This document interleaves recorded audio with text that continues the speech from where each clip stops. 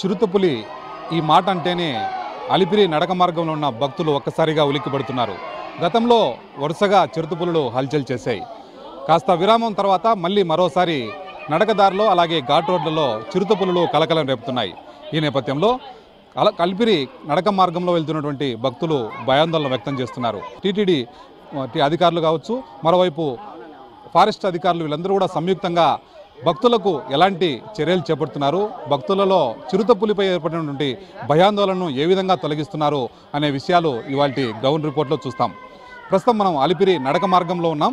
ఇక్కడ నుంచి నిత్యం దాదాపుగా 10 నుంచి 15,000 మంది, వీక్ డేస్లో అయితే దాదాపుగా 10,000 మంది సుమారుగా అలిపిరి నడక మార్గంలో భక్తులు తిరుమల శ్రీవారి దర్శనానికి వెళ్తుంటారు. అలాగే వీక్ ఎండ్స్లో దాదాపుగా 12 నుంచి 15, 17,000 దాదాపు 20,000 మంది కూడా ఒక్కొక్కసారి శని ఆదివారంలో ప్రతిరోజు భక్తులు తిరుమల శ్రీవారి దర్శనానికి కాలినడకన వెళ్తూ ఉంటారు. ముఖ్యంగా అలిపిరి నడక మార్గంలో వెళ్తున్నటువంటి భక్తుల రక్షణ కోసం టీటీడీ అధికారులు ఎలాంటి చర్యలు తీసుకుంటున్నారు, అలాగే చిరుతపులుల గుర్తించేందుకు అలాగే భక్తులను అలర్ట్ చేసేందుకు ఎలాంటి చర్యలు తీసుకుంటున్నారు, టీటీడీ అధికారులు కావచ్చు అలాగే ఫారెస్ట్ సిబ్బంది అధికారులు ఎలాంటి చర్యలు తీసుకుంటున్నారో ఇవాంటి గ్రౌండ్ రిపోర్ట్లో చూద్దాం.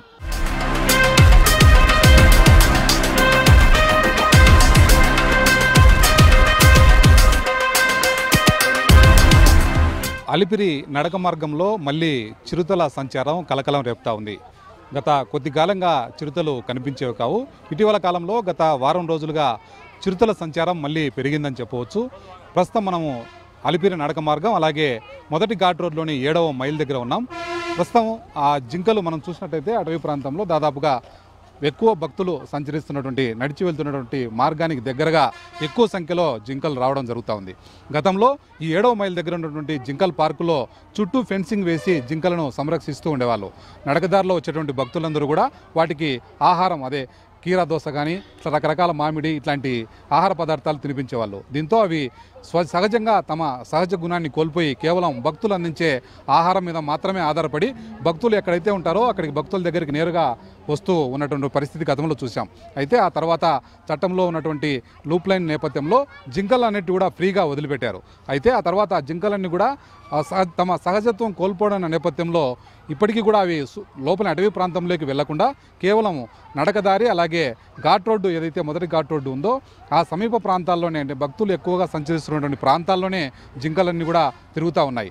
ఈ కేవలం ఈ జింకల కోసమే చిరుతపులులు అటవీ ప్రాంతం నుంచి ఈ భక్తులు సంచరిస్తున్నటువంటి ప్రాంతాలకు వస్తున్న సందర్భంలో భక్తులపైన దాడి చేయడం, అలాగే భక్తులకు కనిపించడం, భక్తులు భయాందోళనకు గురి కావడం ఇది జరుగుతూ ఉంది. ఈ నేపథ్యంలో ప్రస్తుతం మనం 7వ మైలు వద్ద ఉన్నాము.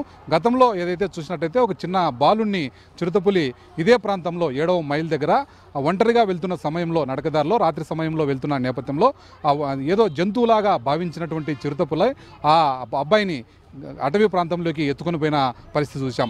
ఆ తర్వాత వెంటనే అప్రమత్తమైనటువంటి ఆ బాలుని తల్లిదండ్రులు, బంధువులు కావచ్చు, నడకదారిలో వెళ్తున్నటువంటి ఇతర భక్తులందరూ కూడా టీటీడీ ఫారెస్ట్ సిబ్బందికి సమాచారం ఇవ్వడం, వెంటనే వాళ్ళందరూ కూడా ఆ ప్రాంతానికి చేరుకొని చుట్టుపక్కల ప్రాంతాలన్నిటి కూడా పూర్తి స్థాయిలో గాలించారు. ఈ నేపథ్యంలో తీవ్రంగా గాయపడినటువంటి ఆ చిన్న బాలుడు దాదాపుగా 7వ మైల్ దగ్గర మళ్ళీ దొరకడం, గాయాలపైనటువంటి వ్యక్తిని, ఆ బాలుని వెంటనే ఆసుపత్రికి తరలించడం, ప్రాణాపాయం నుంచి బయటపడిన పరిస్థితి మనం చూసాం.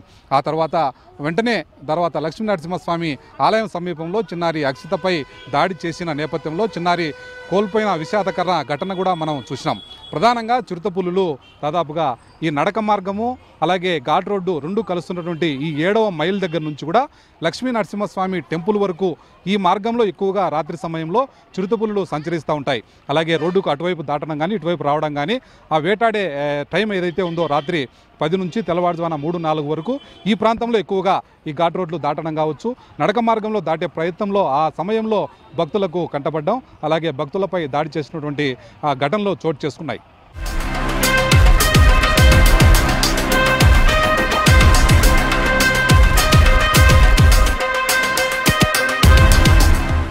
ఇన్నాళ్ళు చిరుతల బెడద తప్పింది అనుకుంటున్న సమయంలో మళ్ళీ ఇటీవల కాలంలో చిరుతల సంచారం నడక మార్గంలో కలకలం రేపుతా ఉంది. గత ఏడాది చిన్నారి అక్షిత మరణంతో అటు టీటీడీ అలాగే టీటీడీ అటవీ శాఖ సిబ్బంది, టీటీడీ అధికారులు పెద్ద ఎత్తున ఆపరేషన్ చిరుత చేపట్టిన విషయం తెలిసిందే.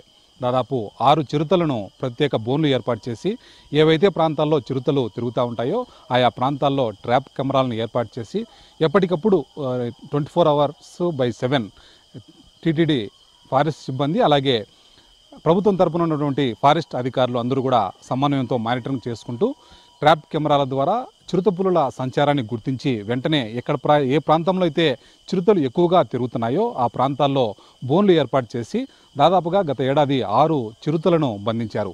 వాటిని ఎస్పీ జూ పార్కు తరలించి అలాగే ఆ తర్వాత ఏదైతే చిన్నారి అక్షిత దుర్ఘటన విషాదకర సంఘటన జరిగిందో దానికి సంబంధించి ఆ చిరుత దాడిలో ఆ అమ్మాయి చనిపోయిందో ఆ చిరుతను మాత్రమే ఎస్వి జూ పార్కులో ఉంచారు. మిగిలిన 4 చిరుతలను కూడా ఇప్పటికే టీటీడీ అధికారులు కావచ్చు, టీటీడీ ఫారెస్ట్ సిబ్బంది అందరూ కూడా సుదూర అటవీ ప్రాంతంలో వదిలిపెట్టిన పరిస్థితి. ఈ నేపథ్యంలో దాదాపుగా ఒక 5-6 నెలలుగా చిరుతల సమాచారం ఎక్కడా కూడా మనకు వినిపించలేదు. అయితే తాజాగా ఇటీవల గత 4-5 రోజులుగా మళ్ళీ నడక మార్గంలో అలాగే ఘాట్ రోడ్లో కూడా చిరుతల సంచారం మళ్ళీ కలకలం రేపుతా ఉంది. ప్రధానంగా ఇప్పుడు వేసవి కాలం కావడంతో దాదాపుగా ఏవైతే చిన్న జంతువులు ఉన్నాయో అడవి జంతువులు అవన్నీ కూడా వాటర్ కోసము ఎక్కడైతే వాటర్ వెతుక్కుంటూ జనాలు సంచరిస్తున్నటువంటి ప్రాంతాలు అంటే దాదాపుగా అలిపిరి నడక మార్గం కావచ్చు అలాగే ఘాట్ రోడ్లలో ఆ ప్రాంతాలకు ఈ చిన్న జంతువులు రావడం వాటిని వేటాడేందుకు కూడా చిరుతపులులు ఆ ప్రాంతాలకు రావడం జరుగుతూ ఉంది. ఈ నేపథ్యంలో గత వారం కిందట అలాగే 2వ ఘాట్ రోడ్లో ఒక భక్తులు వాహనంలో వెళ్తున్న సమయంలో తెల్లవారుజామున 5-6 ప్రాంతంలో ఆ వాహనంలో ఏర్పాటు చేసినటువంటి కారు సీసీ కెమెరాలో ఆ చిరుత రోడ్డు దాటినటువంటి దృశ్యాలు కనిపించాయి. అప్పట్లో పెద్ద కలకలం రేపింది. అదేవిధంగా గత 2 రోజుల క్రితం కూడా ఈ నడక మార్గంలో సంబంధించి 2 చిరుతలు కనిపించినట్లు భక్తులు కేకలు వేయడంతో వెంటనే సమాచారం అందుకున్నటువంటి టీటీడీ ఫారెస్ట్ సిబ్బంది అలాగే అటవీ శాఖ అధికారులు టీటీడీ అధికారులందరూ కూడా ఆ ప్రాంతానికి చేరుకుని ఆ ప్రాంతం అంతా కూడా జల్లెడ పట్టడం జరిగింది. ఎక్కడైతే భక్తులు చిరుతలను చూశామని చెప్పారో ఆ ప్రాంతం నుండి చిరుతలను డీప్ ఫారెస్ట్లోకి తరిమేందుకు ఏర్పాటు చేశారు. ప్రధానంగా ఈ వేసవి కాలం సంబంధించి ఈ అటవీ ప్రాంతం ఘాట్ రోడ్లలో ఉన్నటువంటి భక్తులు సంచరించే ప్రాంతాలు కావచ్చు, ముఖ్యంగా అలిపిరి నడక మార్గంలో ఏవైతే మనం భక్తులను చూస్తూ ఉన్నామో ఆ ప్రాంతాల్లో కూడా ఆ ప్రాంతాల దగ్గర దరిదాపులకు చిరుతలు ఇటీవల కాలంలో రావడం పెరిగిందని చెప్పవచ్చు. ఇదే సమయంలో టీటీడీ ఫారెస్ట్ సిబ్బంది అలాగే ఫారెస్ట్ అధికారులు కూడా ఎప్పటికప్పుడు ట్రాప్ కెమెరాల ద్వారా చిరుతల సంచారాన్ని గుర్తిస్తున్నామని భక్తులు ఎలాంటి భయాందోళనకు గురి కావాల్సిన అవసరం లేదని చెప్తున్నప్పటికీ కూడా భక్తులలో ఒక విధమైనటువంటి భయాందోళన కనిపిస్తూ ఉంది. ముఖ్యంగా ప్రతిరోజు కూడా దాదాపుగా అలిపిరి నడక మార్గంలో 20 నుంచి 30 వేలు, వీకెండ్స్లో అయితే దాదాపు 40,000 మందికి పైగా ఆ భక్తులు నడక మార్గం గుండా తిరుమల చేరుకున్నటువంటి పరిస్థితి మనం చూస్తూ ఉంటాం.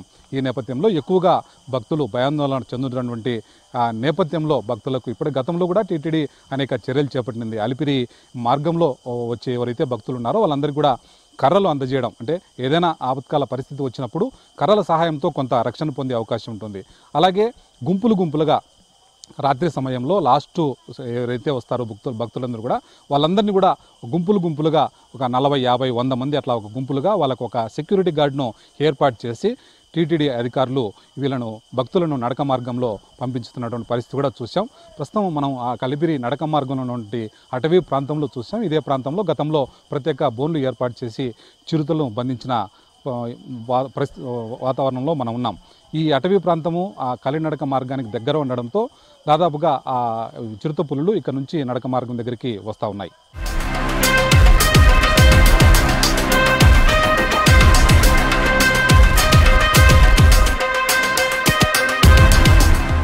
చాలా రోజుల తర్వాత మళ్ళీ అటు 2వ ఘాట్ రోడ్డు ఇటు అలిపిరి నడక మార్గాల్లో చిరుతల కలకలం రేపుతున్నాయి.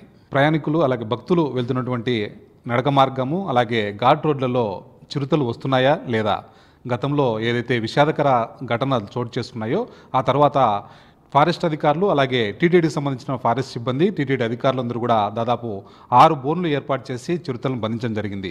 ఆ తర్వాత మళ్ళీ దాదాపు 4-5 నెలల తర్వాత ఇటీవల కాలంలో వరుసగా చిరుతలు నడక మార్గంలోనూ అలాగే ఘాట్ రోడ్లలో కలకలం రేపుతున్నాయి. చిరుతల సంబంధించి భక్తుల యొక్క భద్రత నేపథ్యంలో ఫారెస్ట్ అధికారులు ఎలాంటి చర్యలు తీసుకున్నారో ఇప్పుడు ప్రస్తుతం మనం డిఎఫ్ఓ దగ్గర ఉన్నాం. సతీష్ రెడ్డి గారు ఉన్నారు, వారిని అడిగి మరిన్ని విషయాలు తెలుసుకుందాం. సార్ చెప్పండి, అసలు ఇటీవల కాలంలో చాలా రోజుల తర్వాత మళ్ళీ చిరుతలు కనిపించడం జరుగుతూ ఉంది. నిజంగా అక్కడ వస్తూ ఉన్నాయా? 6 చిరుతలు బంధించిన తర్వాత కూడా ఇంకా ఎన్ని చిరుతలు ఉండే అవకాశం ఉంది?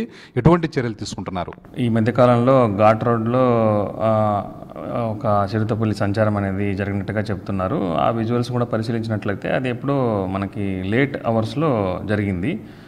పైగా వెహికల్స్లో వెళ్తూనే ఉంటారు కాబట్టి ఎక్కడ కూడా మనం అన్లెస్ దిగి అడవిలోకి ఎక్కడైనా ఒంటరిగా వెళ్ళడం అట్లాంటివి చేస్తే తప్ప అక్కడ ప్రమాదం సంభవించేటువంటి అవకాశం ఏమీ ఉండదు. అండ్ ఇది మనకేంటంటే ఈ వెళ్ళేటువంటి ఘాట్ రోడ్లో కానీ తిరిగి ఫస్ట్ ఘాట్ రోడ్లో, సెకండ్ ఘాట్ రోడ్లో మధ్య మధ్యలో మనకి శాంక్చురీ ఏరియా ఉంటుంది, అట్లాగే ఫారెస్ట్ ఏరియా ఉంటుంది.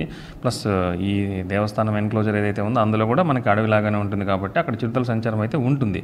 కాకపోతే మనం ఎక్కడైతే మనకి ఫుట్పాత్కి దగ్గరలో వాటి సంచారం ఉంటుంది అని అనుకుంటున్నామో ఆ ప్రాంతంలో అవి రాకుండా అటువైపు ఇటువైపు సుమారు ఒక 20 మీటర్ల వెడల్పుతో మనము వ్యూ లైన్ అంటే వాటిని ఏదైనా సరే జంతువు సంచారం అనేది వస్తే మనకి ఖచ్చితంగా ఈజీగా ఐడెంటిఫై అయ్యేలాగా కూడా మనము చేయడం జరిగింది.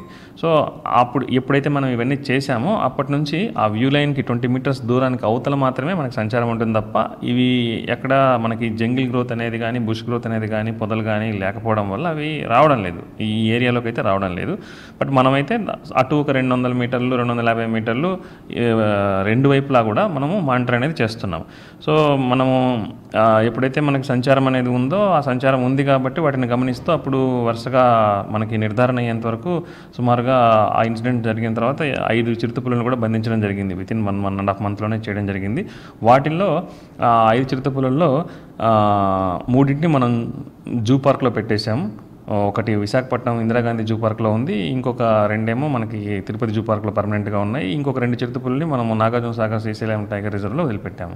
సో వాటిల్లో కూడా మన తిరుపతి జూ పార్క్లో పెట్టినటువంటి 2 చిరుతపులలో ఒక చిరుతపులి ఆ పాపని చంపిందని చెప్పి నిర్ధారణ కూడా చేశారు Indian institute of science and education research వారు. సో ఆ తర్వాత మనకి ఈ అప్పుడప్పుడు అడపదడప సంచారం అయితే ఉంటుంది. ఉన్నప్పుడు మనం అలర్ట్ చేస్తున్నాము. ప్లస్ సాయంత్రం 6 గంటల తర్వాత ఎవరైతే వెళ్తున్నారో వాళ్ళందరినీ కూడా గుంపులుగానే పంపిస్తున్నాము, ఒంటరిగా తిరగద్దని చెప్తున్నాము. సో ఈ ప్రికాషనరీ మెజర్స్ అన్ని తీసుకుంటున్నాము. షార్ట్ టర్మ్ మెజర్స్ ఏవైతే ఉన్నాయో కూడా అవన్నీ చేస్తున్నాం కాబట్టి వీటి వల్ల వచ్చినటువంటి ఇబ్బంది ఏమీ ఉండదని భావిస్తున్నాము. గతంలో సంఘటనలు ఏవైతే జరిగిన తర్వాత కూడా ఒక కమిటీ ఏర్పాటైంది, నివేదిక ఇవ్వడం జరిగింది. ఈ ఫుట్పాత్ ఏదైతే ఉందో ఫుట్పాత్ వెంబడి అండర్వే పాసులు కావచ్చు, లేకపోతే కంచె వేయడానికి వీలు లేదని చెప్పినట్టు తెలుస్తూ ఉంది. దాని మీద ఏమన్నా గ్రౌండ్ వర్క్ చేశారు మళ్ళీ తర్వాత ఏమన్నా? వీలు లేదని ఏం చెప్పలేదండి. ఇప్పుడు హైకోర్టులో పిల్లు ఉంది కాబట్టి ఆ పిల్లు కూడా మనం కౌంటర్ ఫిడౌట్ కూడా వేసాము. దీనికి wild life institute of India నుంచి కొంతమంది సైంటిస్టులు కూడా వచ్చారు. అట్లాగే ప్రభుత్వం కూడా, ఆంధ్రప్రదేశ్ ప్రభుత్వం దీని మీద ఒక జాయింట్ కమిటీని కూడా ఏర్పాటు చేసింది. ఆ జాయింట్ కమిటీ 3 సార్లు మీటింగ్ కూడా పెట్టుకున్నారు. తర్వాత ఒక ఫీల్డ్ విజిట్ మనకి ఏప్రిల్ 1st వీక్లో కూడా జరిగింది. అందులో ఆ 2 కిలోమీటర్ల స్ట్రెచ్ ఏదైతే 7th మైల్ నుంచి మనకి నరసింహస్వామి టెంపుల్ మధ్యలో ఎక్కడైతే ఎక్కువ మూమెంట్ ఉందని మనం నోటీస్ చేశామో ఆ స్ట్రెచ్లో ఎంత మేరకు సుమారుగా మనము ఎలివేటెడ్ వాక్వేస్ అనేవి చేయాలి, తర్వాత